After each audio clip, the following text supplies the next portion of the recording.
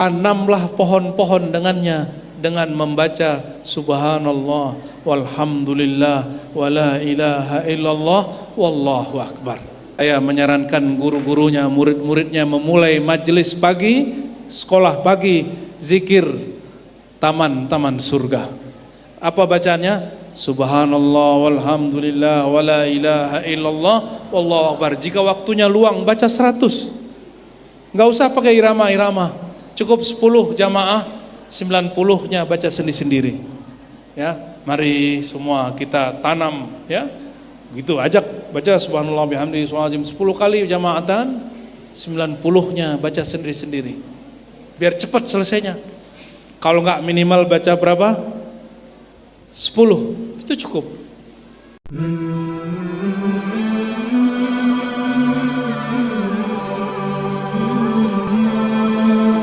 Allahumma salli ala Sayyidina Muhammad. Allahumma salli wa sallim barik alaihi. Siap dengerin kisah Isra Mi'raj? Yang sama-sama kita hormati pengurus pesantren, para kiai, para masyayikh, para guru, wali santri, jamaah. Semoga Allah memberkahi kita semua. Amin ya rabbal alamin. Mumpung sampit belum terlalu panas, karena kalau siang nanti panas sekali ya. Heran juga nih sampit ini ya. Kok panas sekali. Semoga hatinya dingin semua ya. Sebelum kita mengurai tentang kisah Isra Mi'raj sesuai dengan hadis-hadis Rasulullah, mari kita baca suratul Fatihah untuk Nabi Muhammad sallallahu alaihi wasallam, untuk para nabi, para sahabat tabi'in, sampai kepada guru-guru kita, orang tua kita semua. Ala hadhihi niyyah wa likulli salihah. Al-Fatihah.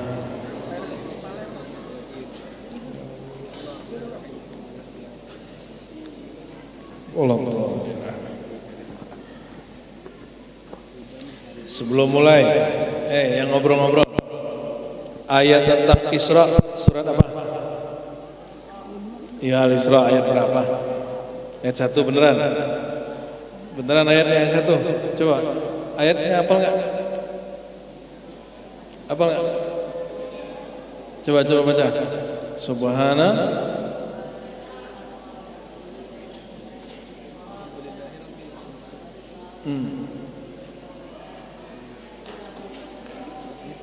Oke. Awas, kalau nanti ada yang ngobrol saya minta bacain ayatnya. Bukan lagi Al-Isra ayat 1, Al-Baqarah ayat 300. Gak ada kan? Ya, karena gak ada jadi gak usah dibacain. Tapi kalau ada, awas kalau kalian ngobrol ya. Allahumma sholli wa sallim barik alaihi. Sayyidina Muhammad, begitu adab kita menyebut beliau. Kenapa disebut Sayyiduna atau Sayyidina? Karena beliau sendiri mengatakan, Ana Sayyidu waladi Adam. Aku adalah Sayyid. Apa arti Sayyid? Penghulu junjungan, pimpinan. Aku adalah Sayyid waladi Adam, anak keturunan Adam. Halo, ini keturunan siapa nih? Yang ngobrol-ngobrol tuh. Kamu keturunan apa? Keturunan monyet apa Adam? Katanya kata Darwin manusia ini keturunan, bukan keturunan, evolusi dari kera.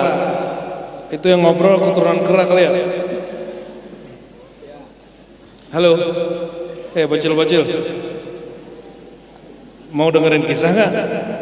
Kalau nggak saya pulang nih, pulang ke Jakarta nih. Kalian kalau ngobrol keluar ya, biar saya sama bapak-bapak ibu-ibu aja. Oke? Sayyidina Muhammad mengatakan, aku adalah Sayyid waladi Adam. Aku adalah pemimpin junjungan semua manusia. Hadis ini dikalamkan beliau dalam hadis Sahih Bukhari ketika para sahabat, ada yang 1-2 sahabat meragukan adab-adab kepada beliau. ketika manusia sedang mencari bab syafaat, mereka sedang melebih-lebihkan Nabi Fulan, Nabi Fulan, Nabi Fulan, maka Nabi Muhammad SAW mengatakan, ana sayyidu waladi Adam yaumal qiyamah. Maka di riwayat itu ditambahkan, pada hari kiamat. Nabi Muhammad SAW, ayahnya siapa namanya? Abdullah.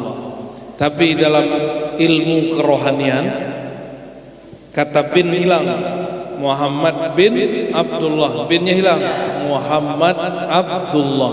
Karena beliau sendiri mengatakan, ana Abdullah wa rasuluhu, akulah hamba Allah, akulah Rasulullah. Sehebat itu Nabi Muhammad SAW mengajarkan ilmu, tapi tidak ada satupun orang menyembah Nabi Muhammad SAW. Satu kali beliau bercerita, malam-malam kata beliau, aku sedang tidur-tiduran di rumah salah satu keluarganya namanya Ummu Hani.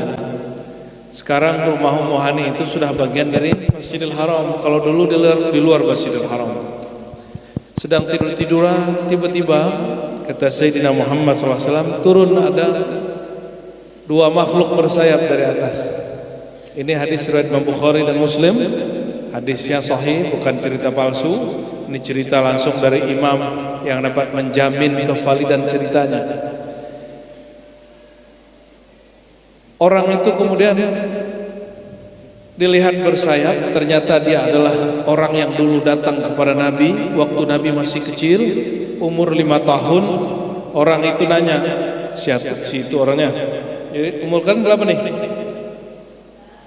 11. Wah, ini udah balik sebagian ya? Sebagian udah balik. Sayyidina Muhammad kecil, waktu masih kecil lagi main-main, tiba-tiba didatangin oleh orang bersayap juga. Si orang bersayap itu bertanya ke kawannya, ini orangnya. Besok datang lagi, ini orangnya.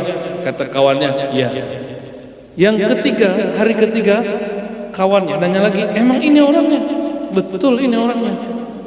Akhirnya diambil oleh orang yang pertama, lalu dibeleh oleh orang yang kedua, dibelah dadanya, diambil jantungnya, dibersihin. Ternyata sekelas Nabi Muhammad masih ada noda hitam di kolbunya. Kalau bapak-bapak ini gimana nih? Nodanya ada 2. Itu sekelas Nabi Muhammad masih ada. Waktu beliau sebelum Isra Mi'raj dizahirkan itu nodanya. Nabi Muhammad kecil itu sudah dibersihkan jantungnya yang berkait dengan kolbunya. Lalu dibalikin lagi, karena yang berdua yang bekerja ini bukan manusia biasa, dia bukan manusia, dia hanya menyerupai manusia. Sebenarnya 2 makhluk ini adalah Jibril dan Jibril makhluk dari tanah, apa dari api, apa dari air, apa dari udara, apa dari cahaya. Kalau cahaya kecepatannya gimana? Cepat sekali, sehingga tidak ada yang luka di tubuh Sayyidina Muhammad SAW. Itu ceritanya panjang, tapi saya ringkas ya. Pendek cerita, beliau diambil lagi oleh orang yang sama, tapi malaikatnya nggak tambah tua. Nabi Muhammadnya sudah tua, sudah mulai umur hampir 50, kira-kira 57 tahun. Umur 47 tahun, kira-kira umur 47 tahun, yang tadinya masih 5 tahun, sekarang udah 47. Malaikatnya wajahnya masih begitu. Jadi bapak ini yang nggak mau menua jadi malaikat aja. Tapi nggak bisa ya, nggak bisa. Sayyidina Muhammad SAW mengatakan, tiba-tiba aku diambil oleh 2 malaikat ini dan dadaku dibedah lagi seperti dahulu waktu masih kecil, dan dikeluarkan ada 2 noda hitam. Nabi masih punya noda hitam? Bayangkan. Kalau saya dicek kayaknya nodanya bukan 2 lagi, 2 juta. Kalau ente gimana? Yang ngobrol-ngobrol tuh, noda ngantuk, noda males, berharap semoga banjir sampit gitu kan, biar nggak sekolah katanya. Ya, anak-anak tuh senang kalau banjir, nggak mau sekolah dia. Sekarang nih Kalsel, Kalimantan Selatan lagi banyak banjirnya. Kalau anak-anak happy aja, yang nggak happy yang kena setrum di Jakarta. Ya, kita doakan semoga yang kena setrum dihitung syahid ya, amin. Siapapun yang kena musibah Allah kemudian ridhai mereka, amin ya rabbal alamin ya.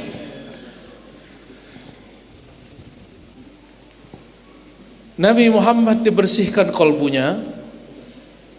Bayangkan sekelas Nabi Muhammad dibersihkan, kalau udah bersih dibersihin lagi jadi apa? Jadi bercahaya.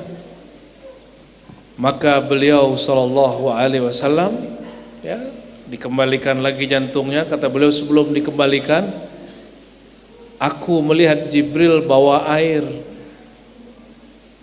isinya iman dan hikmah. Isinya apa? Iman dan ternyata di alam malaikat air itu simbol dari dua tadi, iman dan hikmah. Makanya kalau orang mimpi nih terus dikasih air putih, berarti itu iman dan hikmah. Kalau dikasih susu berarti dikasih ilmu. Kalau dikasih khamar berarti dikasih mabuk hakikat. Ya, riwayat tidak populer, tapi apa yang membedakan Nabi Muhammad dengan para nabi, terutama Nabi Isa? Kenapa ada nabi umatnya sembah dia? Nabi Muhammad, kata beliau, ini kan versi riwayatnya lebih dari 7 versi yang diberikan. Dia Nabi waktu diterbangkan sampai ke Masjidil Aqsa, Al-Masjidil Aqsa, ini kita ringkas sebentar, kita loncat, ditawarkan air, khamar, susu. Beliau pilihnya apa? Pilihnya apa? Air, khamar, susu. Pilihnya apa? Nabi Muhammad dibersihkan pakai air. Waktu ditawarkan 3 itu, pilihan beliau apa? Susu. Maka beliau menyebut dirinya, aku adalah pusat ilmu, kota ilmu. Beliau tidak pilih khamar. Berkatalah Imam An-Nablusi ya, seandainya Nabi Muhammad pilih khamar, maka umatnya mabuk cinta kepada Allah. Lalu apa yang terjadi? Mabuk cinta kepada Rasulullah, lalu menyembah Rasulullah SAW. Seperti terjadi di sebagian nabi terdahulu. Ada nabi-nabi yang disembah umatnya. Itu yang mengajarkan itu, bahwa Nabi Muhammad atau nabi-nabi terdahulu itu adalah Tuhan, itu mereka sudah menyimpang. Mereka meminum khamar simbol itu. Hilanglah pikirannya, yang nyata hanya cintanya. Nah, Nabi Muhammad SAW tidak memilih khamar. Ini kan bukan alam zahir ya, ini alam rohani. Jadi air, susu, khamar itu hanyalah simbol. Ya. Nanti di sorga khamar halal. Khamar itu artinya apa? Khamar. Ada yang tahu arti khamar? Minuman keras, minuman yang memabukkan. Di sorga kata Nabi SAW ada mata air dari susu, mata air dari madu, mata air dari khamar, mata air murni mineral. Dari 4 mata air mengalirlah sungai-sungai. Bagi orang yang tidak menahan diri, tidak meminum yang haram di dunia, nanti dia minum yang khamar tapi tidak memabukkan di sana nanti, insya Allah. Adapun khamar yang dilihatkan kepada Nabi waktu malam Isra dan Mi'raj itu khamar simbol. Ini yang dikatakan Sayyidina Syekh Jalaluddin Rumi. Apa kata beliau? Jika orang mabuk karena khamar zahir, minuman keras yang zahir, apalagi dengan minuman keras batin, yaitu ma'rifat kerinduan kepada Allah. Jadi nabi-nabi ini kalau mengajarkan kerinduan kepada Allah, bisa-bisa umatnya menyembah dia. Nah inilah yang bahaya. Kenapa ada satu majelis, satu kelompok itu mengkultuskan guru, karena si guru terlalu mengumbar ilmu hakikat. Nah, kita harus balance, kita harus bahas syariatnya, harus bahas thariqahnya, harus bahas akidahnya, harus bahas adab-adabnya. Tidak boleh nanggung-nanggung. Sehingga seorang kalau mendengarkan pengajian begini tidak salah mengkultuskan guru, mengkultuskan Rasulullah sallallahu alaihi wasallam. Kita kembali ke Mekah, ya. Sayyidina Muhammad SAW mengatakan, aku dibedah dadaku, dibersihkan, lalu Allah tuangkan ke dalamnya hikmah dan ilmu. Setelah itu dimasukin lagi. Makanya kata Anas bin Malik, ra'aitu, aku melihat bekas luka di dada baginda Nabi Muhammad sallallahu alaihi wasallam. Beliau kemudian mengatakan, ya, Allah mendatangkan kepadaku melalui dua malaikat ini satu kendaraan yang kita sering sebut. Apa nama kendaraannya? Buraq. Buraq itu dari bahasa Arab barqun, berarti secepat kilat. Belum ada hari ini kendaraan secepat buraq. Sejauh mata memandang dia sampai. Saya tidak tahu ini pandangan Nabi Muhammad apa pandangannya buraq. Maka pilotnya anak Jibril, belakangnya awaknya, di tengah Nabi Muhammad SAW. Terbanglah mereka. Ini satu versi riwayat.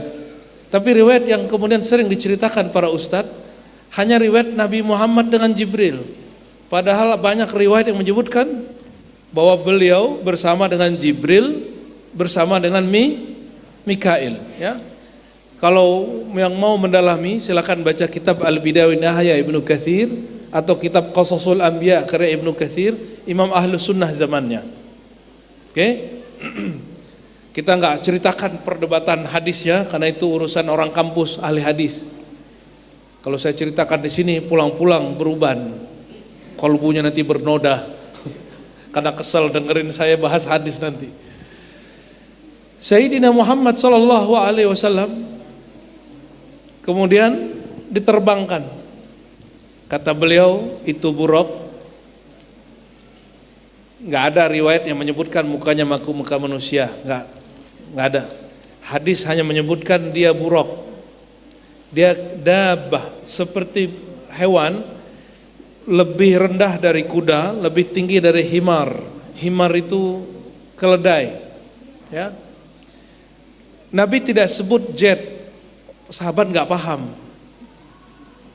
Nabi nggak sebut itu pesawat, para sahabat nggak akan paham. Nabi sebut satu kendaraan lebih kecil daripada kuda, lebih rendah daripada, ya. Itu ada mobil baru Cina atau apa namanya, Xpeng apa? Itu dia pameran tahun lalu, dia sudah buka ada kendaraan motor terbang, mobil terbang, sudah ada. Saya lihat ukurannya, kita kan kalau ngelihat begitu ingatnya hadis Nabi. Nggak tahu kalau orang-orang mungkin, wah hebat ya orang Cina, ya itu urusan mereka lah. Kalau saya ngelihat begitu tuh ingat riwayat Nabi. Oh, barangkali ini yang Nabi maksud. Ya, mirip-mirip lah, tapi lebih canggih buraq lah. Ya. Tidak terlalu tinggi. Kuda itu jangan bayangkan kuda dolman. Ini kuda perang. Kuda perang itu tinggi-tinggi. Himar lebih rendah lagi. Antara itu. Sayyidina Muhammad SAW tidak sebut Jibril sebagai pilot. Gak sepaham sahabat. Pilotnya Jibril gitu. Pramugaranya Mikail gak paham. Ini bahasa saya. Karena antum gak akan paham bahasa padang pasir. Ya. Kita pakai bahasa Indonesia dengan permisalan yang pas. Insya Allah. Terbanglah mereka. Kata Nabi apa tadi? Di mana pandangannya jatuh, di situ dia turun mendarat. Turun pertama, turunnya di negeri yang banyak kurmanya. Kalau di Hijaz, di Saudi hari ini yang banyak kurma, daerah Makkah apa Madinah? Makkah apa Madinah? Emang di Madinah? Emang di Makkah? Emang di Taif? Bingung. Makkah apa Madinah? yang ada kurmanya? Madinah. Mekah itu batu lembah. Itu jangankan kurma, rumput aja susah tumbuh. Tapi sampai hari ini Mekah tidak pernah kekurangan buah. 24 jam, never sleep, never die. Itu kota nggak pernah tidur, nggak pernah mati. Ya. Madinatul la tamut abadan. Ya. Itu kota yang nggak pernah mati. Itu kota apa? Kota Makkah. Nabi sampai waktu itu nggak ada di daerah Hijaz yang banyak kurmanya kecuali satu kota namanya Yathrib. Apa nama kotanya? Yathrib. Yathrib ini nama pendiri kampung. Cuma mungkin dia dulu paganis, penyembah berhala. Nabi tidak suka. Tapi Nabi baru mampir. Apa kata Jibril? Ya Muhammad, sholli rakaatain. Hei Muhammad, sholli 2 rakaat. Shalla rakaatain. Maka sholalah beliau 2 rakaat. Selesai sholat, Nabi Muhammad SAW dikhabarkan Jibril, wahai Muhammad, inilah tempat satu hajir ilaiha. Kamu akan hijrah ke tempat ini. Ini 3 tahun sebelum hijrah. 3 tahun sebelum hijrah, Nabi Muhammad SAW sudah diberitahu bahwa beliau akan hijrah ke situ. Lalu beliau terbang lagi.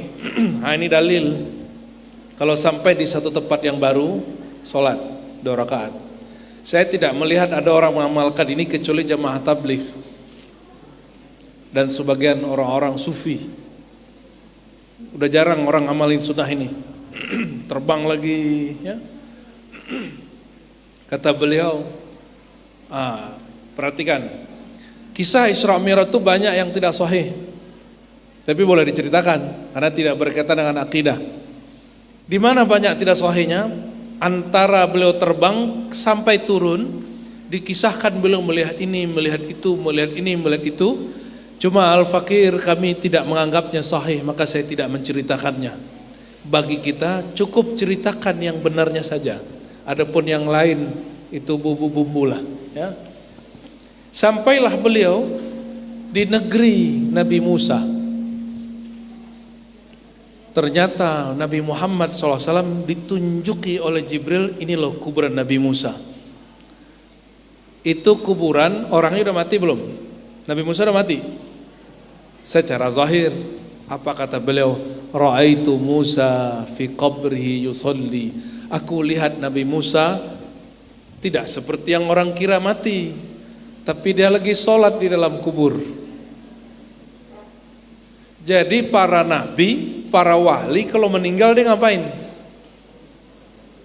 Nabi, wali, kalau dia meninggal dia ngapain? Dia sholat. Sholatnya nggak cari pahala lagi, karena pahala sudah selesai di dunia.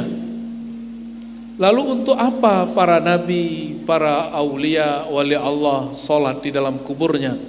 Mereka hanya ingin mendekatkan diri kepada Allah Subhanahu wa ta'ala.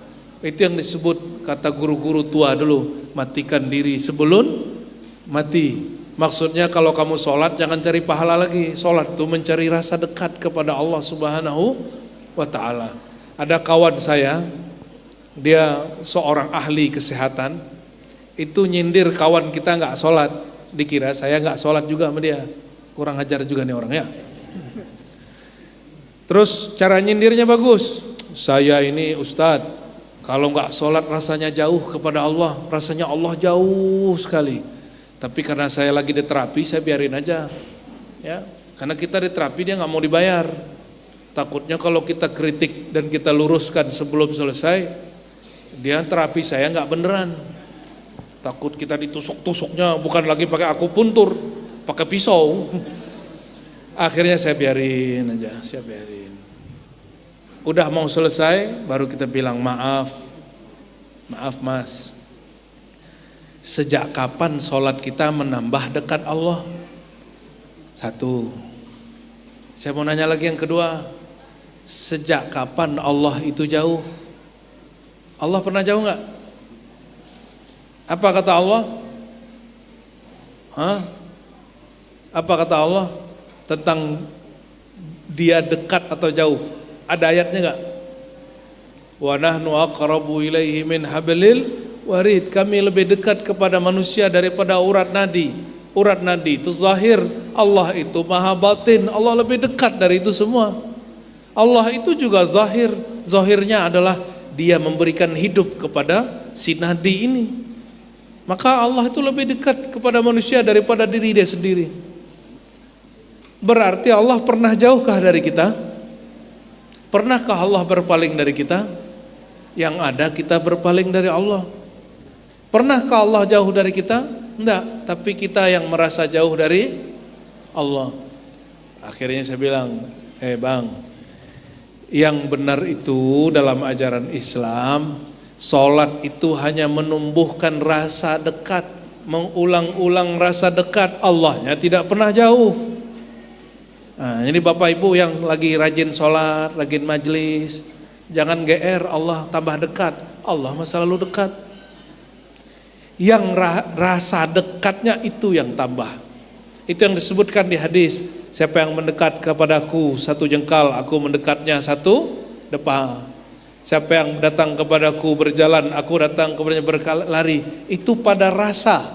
Allahnya maha abadi, maha tidak berubah selama-lamanya. Kembali ke yang tadi, Nabi Musa ngapain di dalam kubur? Salat, yusolli fi qabri.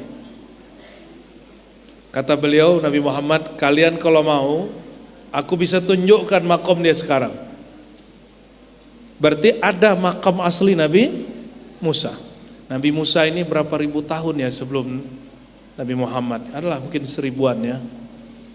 Lalu beliau sallallahu alaihi wasallam lanjutkan terbang. Terbang ke satu kampung namanya Beit Lahmin atau Bethlehem, tidak jauh dari Masjidil Aqsa. Yang sudah ke Palestina paham ya. Jadi Palestina ini Bapak Ibu, daerah konflik itu namanya Gaza. Itu sekitar 70 kilo dari Al-Masjidil Aqsa. Karena dia masuk bagian Palestina, diperebutkan. Yang berebut tidak hanya Israel dengan Muslim, yang berebut juga sesama Muslim. Nah, panjanglah cerita itu ya. Itu Bethlehem, disebutkan bahwa disitulah Nabi Isa lahir. Nah, coba di hadis Bukhari tidak disebutkan detailnya. Nabi juga sholat di situ, lalu terakhir terbang lagi, sampailah di Al-Masjidil Aqsa. Zaman itu belum ada namanya ilmu memarkir, belum ada. Tapi Nabi markir. Pas masuk, apa yang terjadi? Semua arwah para nabi sudah ada di dalam masjid. Ada yang sudah pergi ke Aqsa? Sudah ada sebagian? Alhamdulillah. Itu masjid yang aslinya yang di bawah, bukan yang di atas. Yang di mana? Yang di bawah. Itu Sayyidina Muhammad SAW masuk, para nabi jumlahnya 124.000 ya. Bukan bangunan-bangunan sekat itu. Jadi seluas semua tanah itu, itulah Al-Masjidil Aqsa. Beliau masuk ke perkarangan Al-Masjidil Aqsa, itu jumlah para anbiya 124.000, termasuk beliau, ada semua. Ngapain? Kata Jibril, sholli rakatain. Kamu imam, mimpin para nabi, dalam ilmu hadis, nih dengerin. Dalam ilmu apa? Dalam ilmu hadis, orang yang jumpa Nabi Muhammad SAW disebut gelarnya sahabat. Apa sebutannya? Syaratnya beriman dan tidak pernah kufur atau munafik, meninggal dalam keadaan Islam. Itu sahabat. Saya cek ada 12 nabi yang berdoa yang pakai hadis. Berarti nabi yang lain gak kedetek riwayatnya. Ada sekitar 12 nabi berdoa ingin menjadi umat Nabi Muhammad sallallahu alaihi wasallam. 12 ini mewakili 124.000 yang lain. Ternyata semua nabi berdoa menjadi umat Nabi Muhammad SAW, berdoa pernah jadi makmum Nabi Muhammad SAW. Allah kabulkan ruh mereka, Allah kembalikan ke dunia sesaat, dan mereka diizinkan menjadi makmum Rasulullah SAW. Inilah dalil orang yang masih hidup berjasad memimpin sholat orang sudah meninggal. Ini dalilnya. Khurafat atau tidak? Enggak. Ini hadis Sahih Bukhari, ini hadis Sahih Muslim. Mengingkarinya fasik. Kafir tidak, fasik iya. Karena ulama meriwayatkannya dan mensahihkannya, dan semua sepakat. Pernah ngimamin orang meninggal, Pak? Pernah? Yang hidup aja nggak mau, mente gimana yang meninggal? Ya. Nabi Muhammad sallallahu alaihi wasallam memimpin semua para nabi. Maka secara ilmu hadis mereka dihitung sahabat. Oke, ada 4 nabi yang dua disepakati hidup, 2 disepakati diperdebatkan hidupnya hari ini. 1 Nabi Isa, 2 Nabi Idris. Itu 2 nabi masih hidup di langit. Nanti kalau waktunya masih ada kita kisahkan sampai ke sana harinya. Ada 2 nabi yang diperdebatkan hidupnya oleh ahli hadis, tapi tidak diperdebatkan hidupnya oleh ulama-ulama ahli rohani. 1 Nabi Khadir atau Khidir, yang kedua Nabi Ilyas. Coba ulangi. 2 yang disepakati hidupnya, Nabi Isa, Nabi Idris. 2 yang diperdebatkan hidupnya, Nabi Khidir. Yang memperdebatkan hanya ahli hadis. Kalau ahli hadisnya sufi seperti Imam Iraqi percaya, Zakaria Al-Ansari percaya.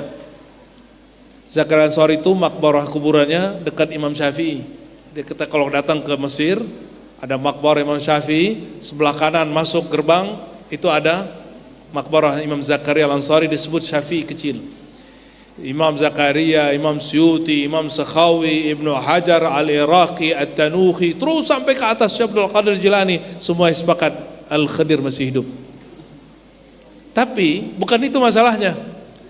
Kalau di kalangan ahli hadis sebagian, Syekh Yasin Al-Fadad di Mekah mengatakan, wa indal muhaqqiqin, di kalangan ahli hakikat, min ahli hadis, di kalangan ahli hadis Nabi Khidir masih hidup. Siapa yang ngomong? Syekh Yasin Al-Fadani, guru dari guru Abrar, guru dari guru Sekumpul, guru dari syekh-syekh semua orang Indonesia yang ngaji di Mekah di zaman itu. Beliau mengatakan masih hidup. Salah satu guru saya, murid beliau mengabarkan kapan jumpanya Syekh Yasin dengan Nabi Khidir. Setiap hari Jumat diceritakan. Oh, masih jumpa. Jadi di Mekah ini enggak semuanya juga Wahabi, Bapak Ibu, ya. Ahlus Sunnahnya masih kuat. Apalagi sekarang Muhammad Salman ini dia lemahkan Wahabi, tapi semua keulamaan dia lemahkan. Pendek cerita, Nabi Khidir masih hidup atau tidak? Ya, masih hidup kah? Masa Nabi Khidir disimbolkan pengemis? Kan banyak orang menyimbolkan Nabi Khidir pengemis, nah. Itu menghina Nabi Khidir tuh. Ngasihnya cuma 2.000, Khidir, aku kasih Khidir 2.000, ya salah. Enggak lah, ya. Nabi Khidir ini dia dapat merubah pesona dirinya sampai ribuan wajah. Kenapa? Karena dia lebih sakti dari jin dan syaitan. Itu sebabnya dia boleh nyamar jadi ngemis, dia nyamar jadi pejabat, dia nyamar suka-suka dia. Sunan Bonang berguru kepadanya. Sunan Bonang itu bukan orang Jawa asli, Pak. Sunan Bonang itu campuran Jawa, Arab, zuriat Rasulullah. Ayahnya orang Uzbek, kampungnya Imam Bukhari. Imam Bukhari wafatnya Samarkand, lahirnya di Bukhara. Punya anak namanya Sunan Ampel. Sunan Ampel punya anak namanya Sunan Bonang. Syekh Maulana Makhudum Ibrahim. Wajahnya bukan wajah-wajah Jawa, wajahnya wajah-wajah Uzbek, Arab. Ngajinya sama siapa? Sama ayahnya, lalu ke Nabi Khidir. Begitu tertulis dalam sejarah yang tidak ada ulama Jawa yang menolaknya. Tapi bukan itu masalahnya. Masalahnya Nabi Khidir sekarang nabi atau sahabat Nabi? Apa statusnya? Apa statusnya? Halo? Apa status Nabi Khidir? Sahabat? Kalau saya sebut Nabi Khidir salah nggak? Dalam hadis Bukhari disebutkan, kaifa antum, ya, bagaimana hebatnya kalian? Yanzilu Isa bin Maryam wa imamukum minkum. Nabi Isa turun, hadis Bukhari Muslim nih. Nabi Isa turun, imamnya bukan dia, tapi imamnya kalian. Siapa yang ngomong? Nabi Muhammad. Nabi Isa turun, gak jadi imam, gak bawa syariat baru. Nabi Isa, nabi, tapi status dia apa? Apa status dia? Sahabat? Kapan dia jumpa Rasulullah? Gak apa-apa, itu udah benar jawabannya. Tapi kapan dia jumpa Rasulullah? Waktu Isra Mi'raj malam pertama di Masjidil Aqsa. Yang kedua, ketemu lagi di langit kedua. Maka semua para anbiya statusnya kalau pakai ilmu hadis masuk sahabat, masuk umat. Kalau dalam ilmu yang umum, dalam ilmu salah dakwah disebut umat. Kenapa? Semuanya menjadi jamaah, menjadi makmum baginda Rasulullah SAW. Biasa hadis cuma dibaca orang, sekarang kita analisa. Ini beberapa hasil analisanya. Semoga kepalanya pusing. Saya nggak suka menceritakan yang palsu-palsu, apalagi yang gombal-gombal. Kita suka menceritakan hal yang dia sahih. Kalau ada yang sahih, kenapa pakai yang palsu? Betul nggak? Kalau ada yang sahih, kenapa pakai yang dhaif? Nyambung? Jadi Nabi Khidir statusnya apa? Bukan nabi. Dia kita sebut Nabi Khidir, tapi dia bukan lagi dalilnya apa?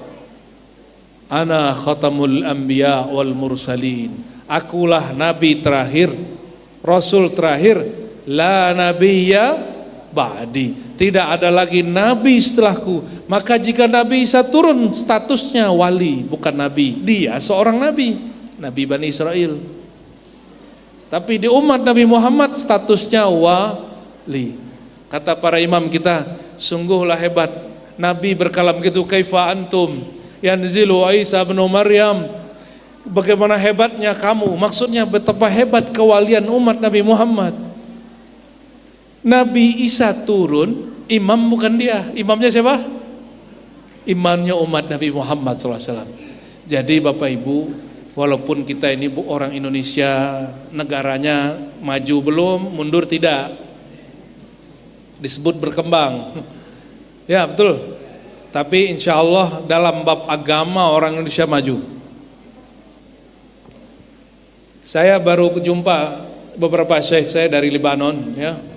Itu saya tanya-tanya beberapa syekh di Lebanon, itu nggak ada madrasah agama, nggak ada SMP Islam Arafah, nggak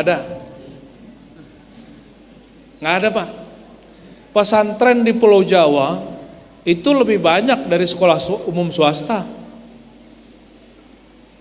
Pesantren di Pulau Jawa jumlah santrinya melewati semua sekolah-sekolah negeri.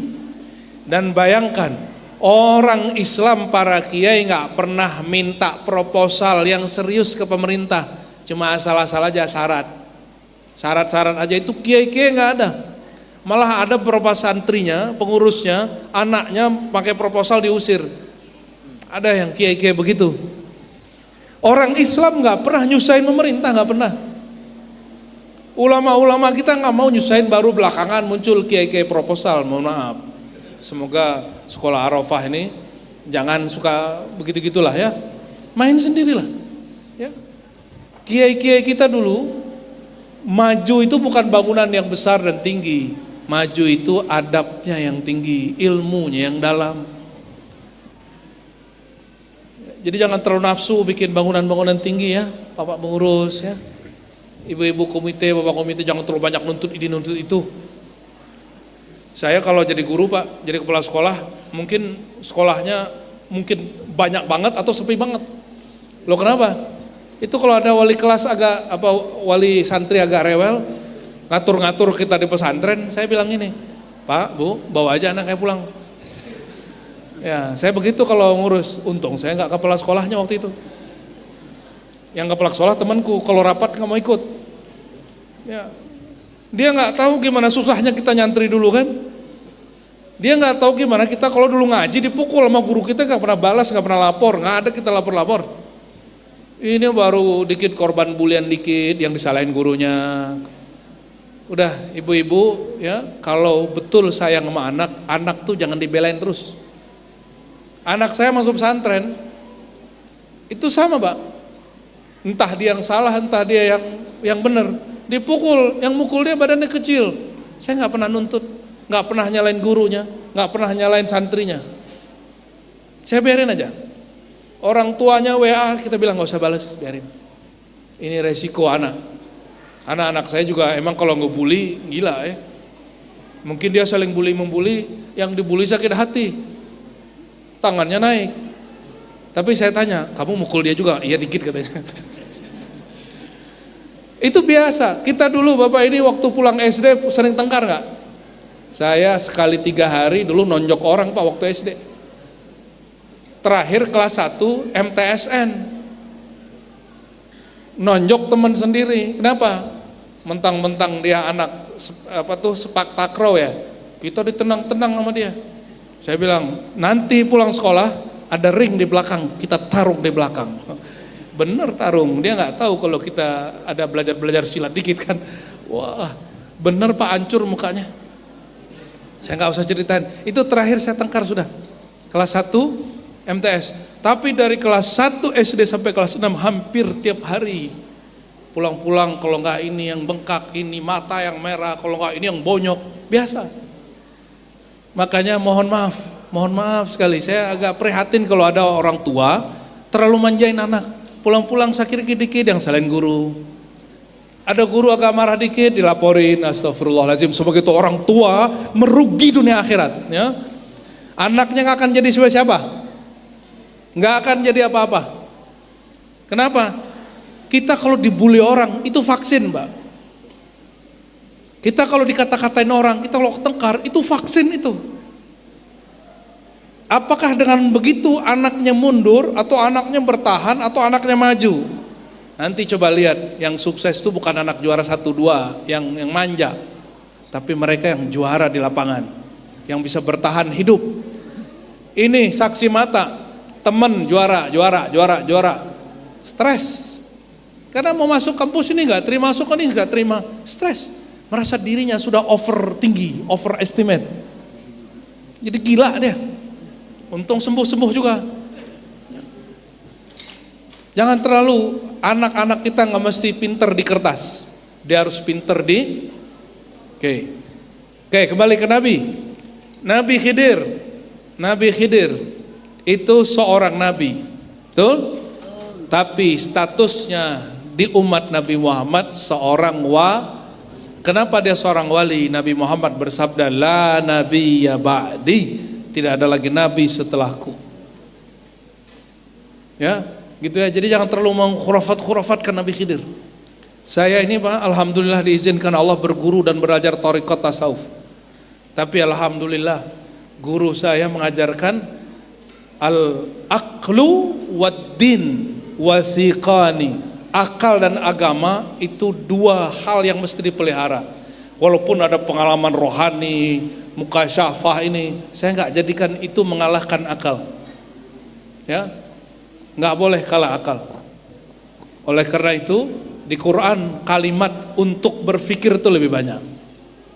Jadi kita bukan yang orang yang sibuk-sibuk ngayal-ngayal masalah rohani, enggak. Bagian terakhir nih ya, kayaknya nggak sempat kisah Isra Mi'rajnya lengkap. Terakhirnya agak panjang. Nabi Muhammad SAW kemudian diajak naik. Ini hadisnya terpisah dengan hadis yang tadi. Jadi hadis Isra Mi'raj itu Bapak Ibu ini bocorannya. Yang kenapa para ustadz bingung menceritakan Isra Mi'raj? Karena emang hadisnya nggak satu paket. Giliran ada satu kitab ngumpulin Isra Mi'raj, hadisnya campur-campur. Nah, tadi kitab yang saya sebut itu sudah recommended, Qasasul Anbiya dan Al-Bidayah wa Nihayah Ibnu Katsir. Dalam hadis yang terpisah Imam Bukhari menyebutkan Mi'raj. Kenapa? Karena bagi ahli hadis Isra Mi'raj terpisah.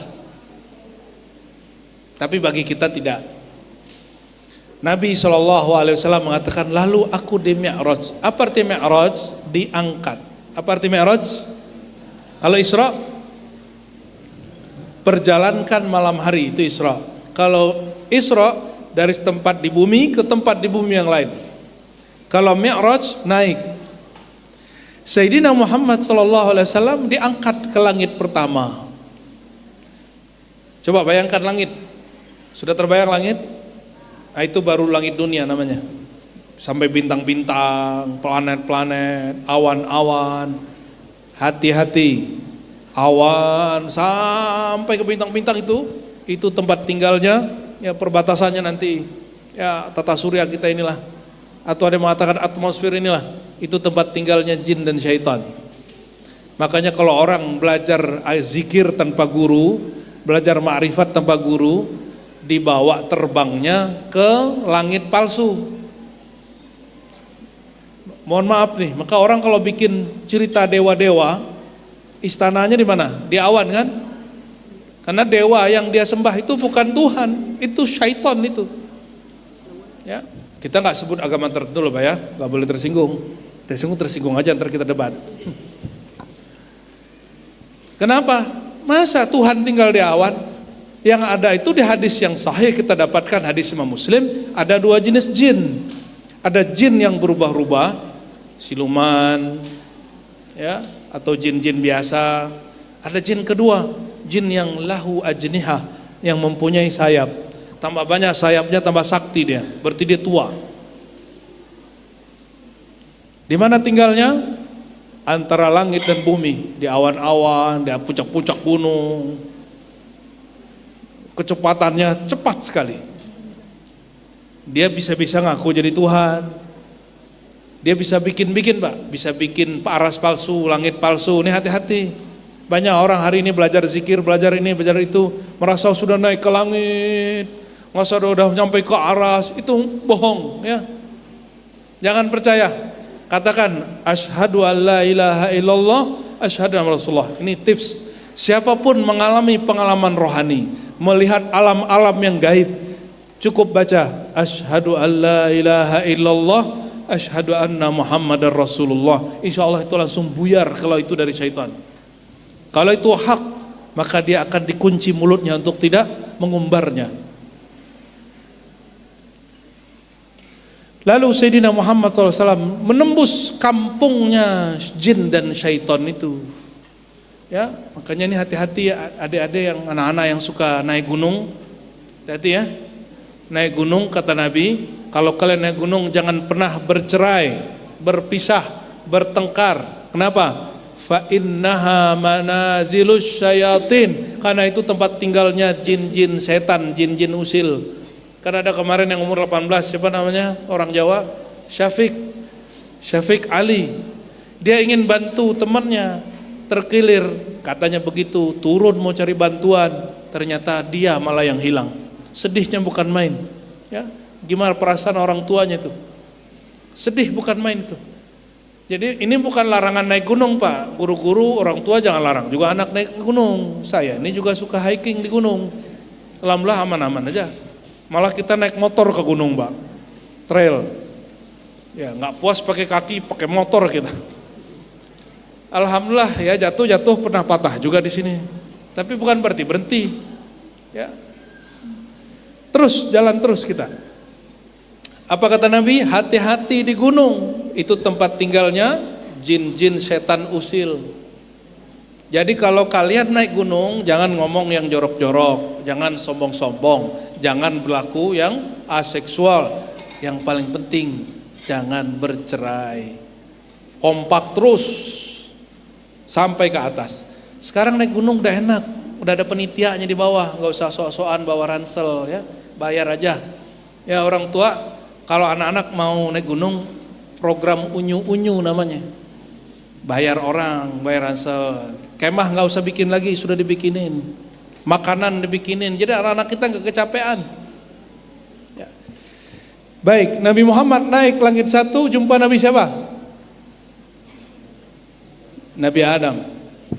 Nabi Adam itu ngeliat kalian, Nabi Adam itu kalau ngeliat kalian itu nangis. Masa lagi ngaji ngobrol. Nabi Adam ngeliat ke kanan senyum, lihat ke kiri nangis, lihat ke kanan ditanya Nabi Muhammad, Jibril itu Adam ngapain? Dia kalau melirik ke kanan, dia lihat turunannya masuk surga, maka dia senyum. Oh, berarti pulang kampung. Pas lihat ke kiri, neraka. Ya Allah, nggak berhasil pulang kampung. Sedih. Orang tua anaknya sengsara, sedih nggak? Maka siapapun yang maksiat hari ini, siapapun yang durhaka hari ini, siapapun yang syirik hari ini, siapapun bertengkar masalah agama, ini mau benar aja, udah hijrah masih tengkar aja. Ya, udah soleh masih tengkar aja berebut masjid. Cuma karena masalah sunnah dan bid'ah. Itu Nabi Adam sedih lihat begitu. Sedih belum lihat begitu. Terus naik langsung. Tapi ada yang menarik, waktu di pintu langit, ternyata langit itu ada pintunya. Itu malaikat penjaganya bertanya, siapa engkau? Kepada Jibril. Ana Jibril. Jibril udah hampir tiap hari turun, masih ditanya coba. Jenderal malaikat masih ditanya oleh malaikat kopral, lu siapa? Kata Jibril, itu orang begitu nggak boleh dilawan. Jadi orang yang tugasnya jaga jangan dilawan, walaupun kita emosi dikit jadinya. Ya.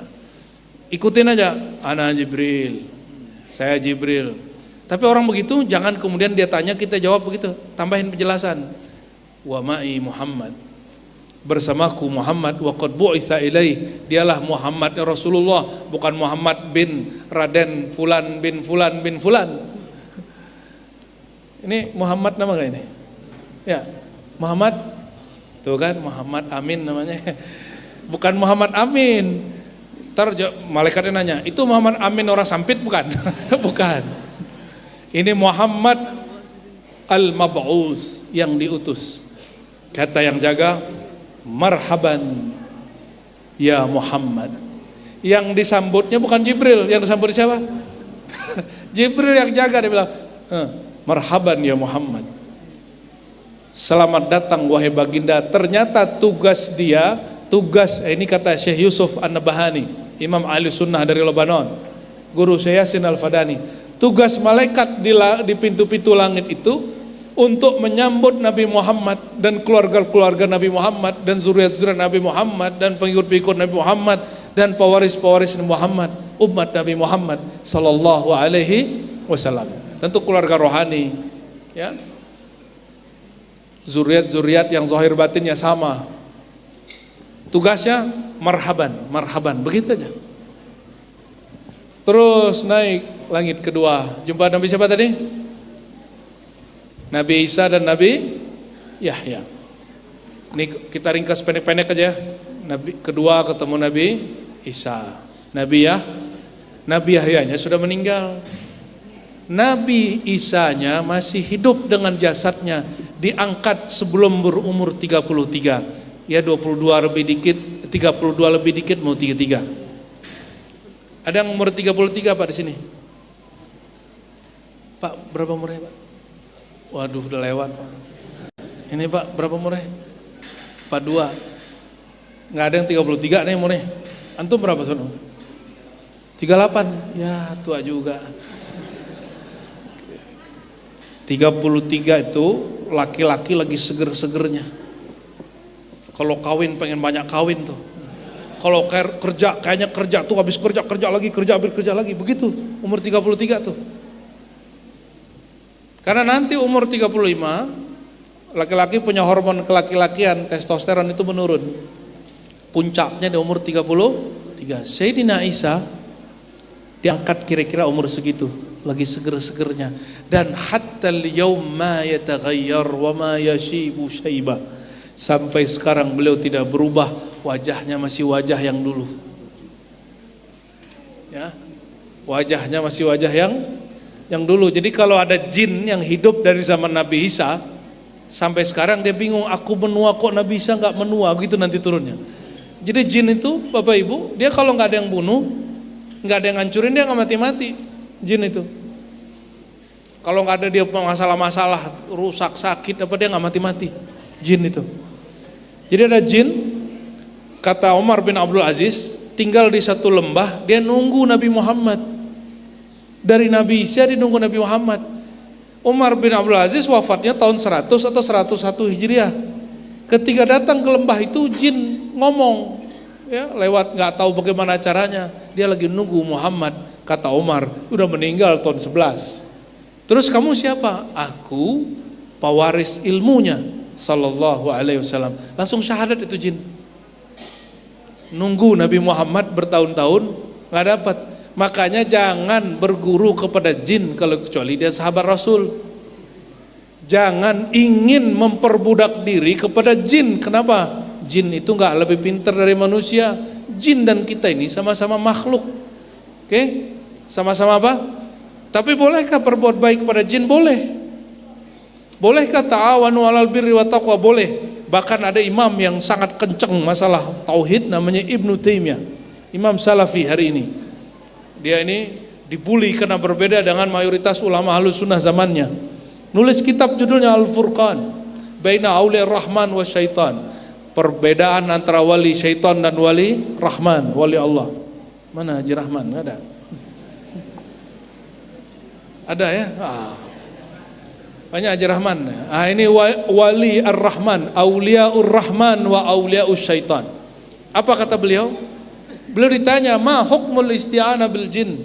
Apa hukum isti'anah bertolong-tolongan dengan jin?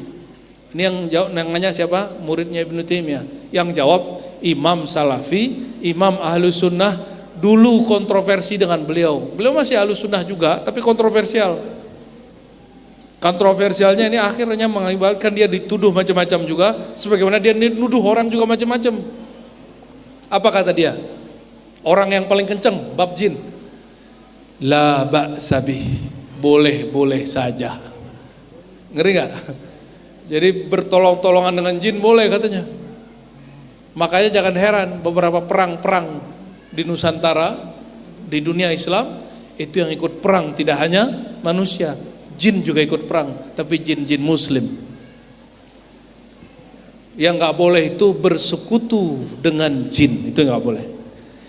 Pendek cerita Nabi Muhammad SAW di langit kedua ketemu Nabi Isa dan Yahya. Langit ketika ketemu Nabi paling ganteng, Nabi Yusuf. Ada namanya Yusuf? Nama ente doang yang Yusuf, mukanya biasa aja. Apalagi? Ada Ustadz Yusuf? Ada Ustadz Yusuf? Mana Ustadz Yusuf? Lah, biasa aja.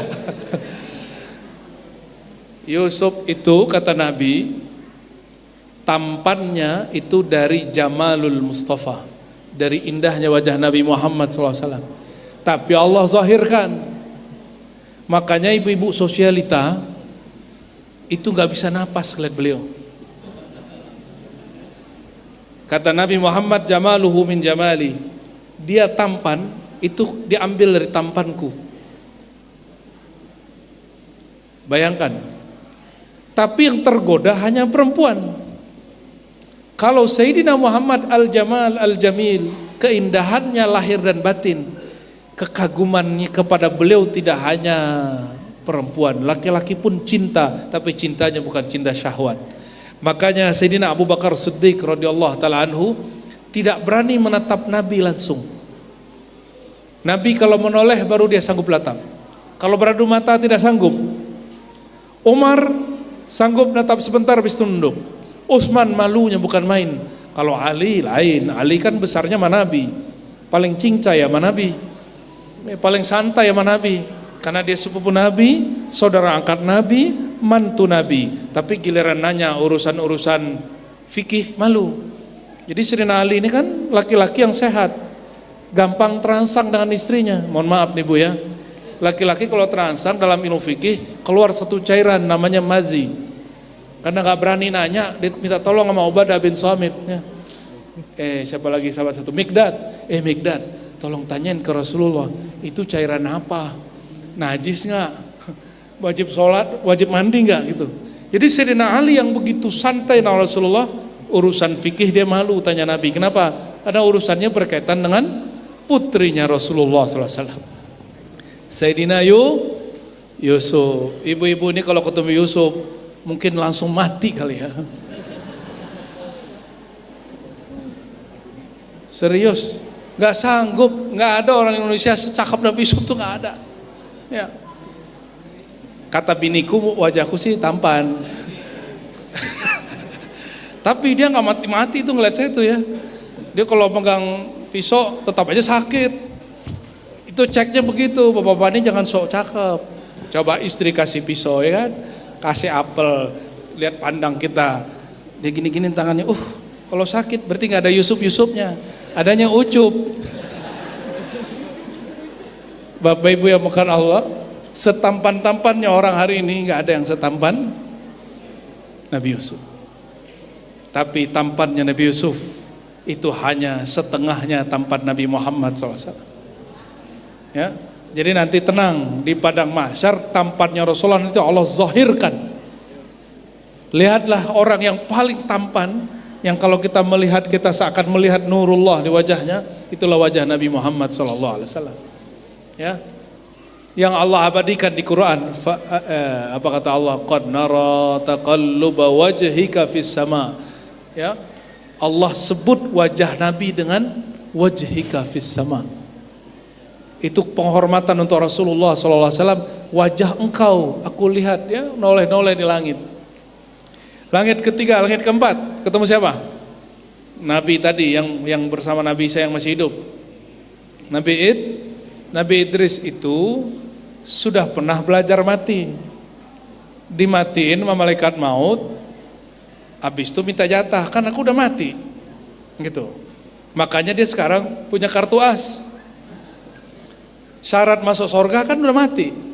Kata Nabi Idris, aku kan sudah dimatiin. Habis dimatiin, dihidupin. Nah, itulah pinternya Nabi Idris, Nabi paling cerdas sealam semesta. Tapi cerdasnya hanya separuh dari cerdas Nabi Muhammad SAW. Namanya di bahasa Yunani Hermes. Apa nama Nabi Idris? Hermes. Dari nama dia muncul satu ilmu namanya hermeneutik. Ilmu tafsir orang pra-Islam. Yang sekarang dikolaborasi jadi kemudian ilmu hermeneutik, ilmu kontroversial. Nabi Idris orang yang pertama menemukan titik huruf aksara. Jadi dulu bahasa Arab, bahasa Suryani, bahasa Ibrani itu belum ada tulisannya. Nabi Idris yang bikin titik, bikin ba, itu dia yang bikin. Sayyidina Idris ditinggal Nabi Muhammad SAW sampailah di langit kelima. Ketemu Nabi yang jenggotnya paling panjang. Nabi siapa?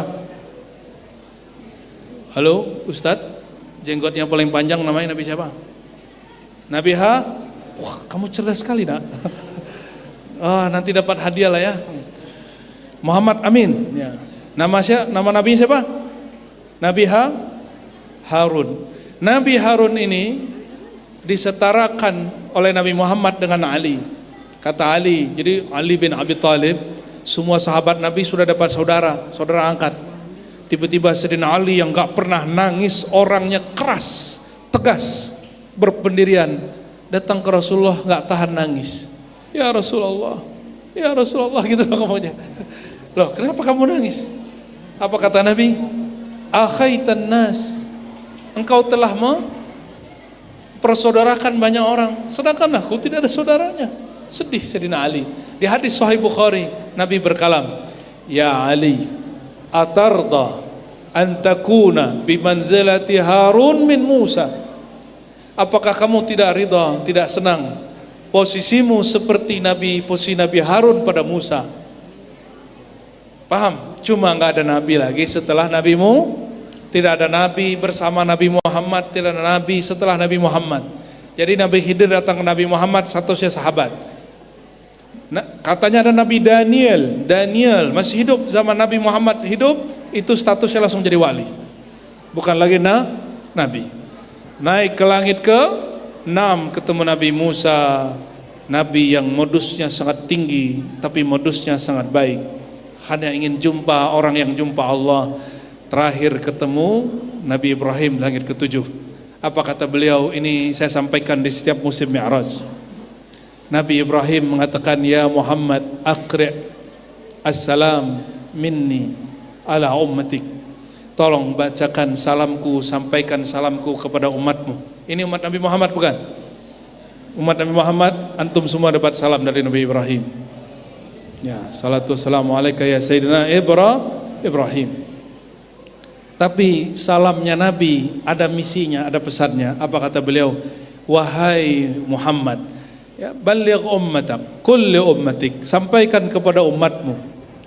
Innal arda, ya, sesungguhnya innal jannata, sesungguhnya surga itu tanahnya subur, tapi enggak ada pohonnya.